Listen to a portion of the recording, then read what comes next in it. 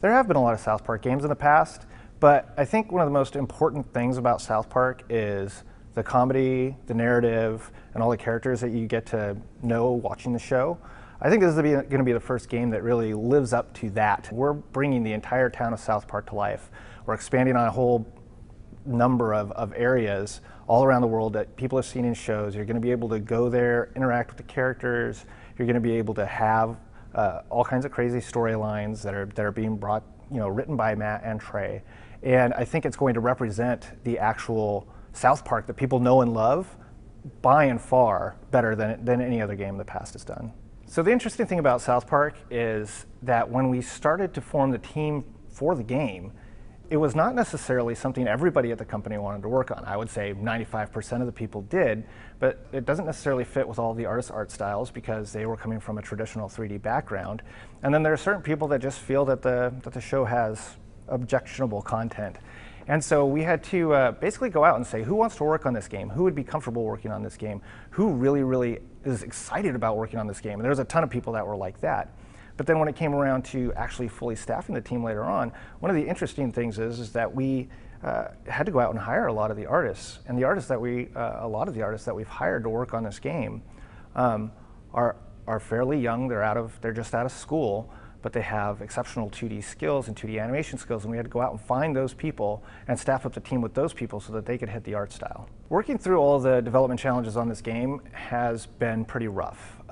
Matt and Trey are very, very busy guys. A lot of the stuff that they're going to write will come online a little bit later than we would typically do things in game development. But what we've done is we've basically developed a system with them where we start with very, very early rough concepts based on their story ideas, and we sort of flesh those out in a way that might make sense for a game, and then we give them back to them again, and then they go through it again, and we go through a very long iterative process that allows us to start doing all of the artwork for the backgrounds. It allows us to do all of the character artwork. It allows us to figure out all of the different combat combinations and encounters and spells and things like that we want to have in the game.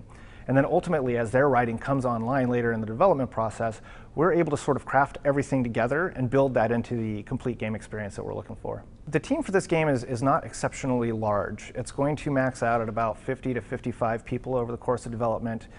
Internally with us, there will be obviously lots of other people working with the other groups associated with it. Most of those people are designers and artists who are actually bringing all of the artwork and the design to life within the game world.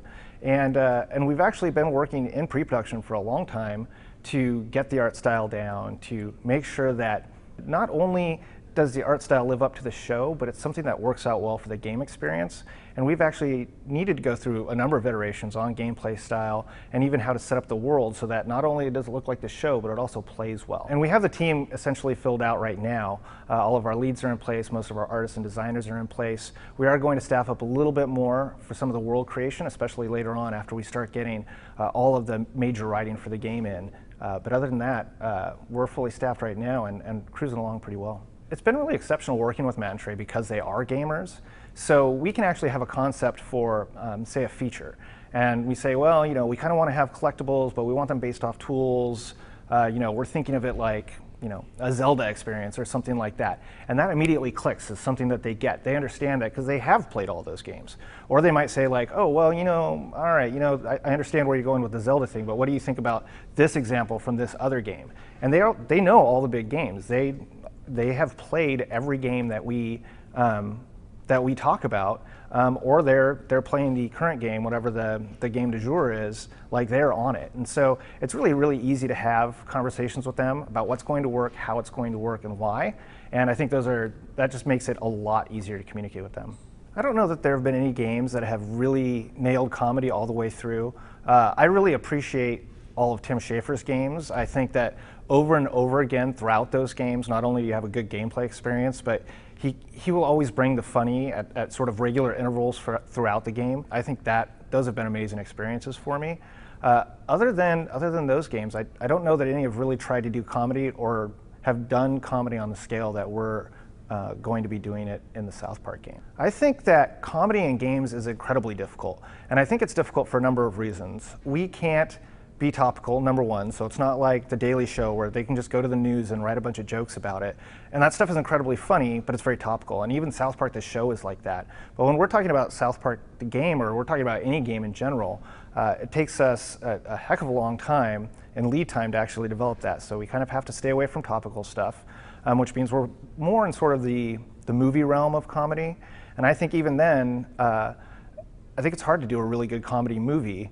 And we're not trying to write an hour and a half's worth of jokes. We're making a game that's going to be a role-playing game. You know, it's going to be hours and hours and hours long, and it needs to be funny all the way through.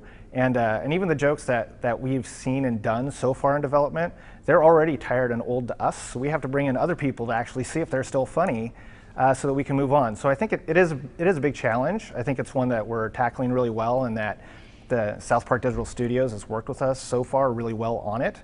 But yeah, it's a big challenge.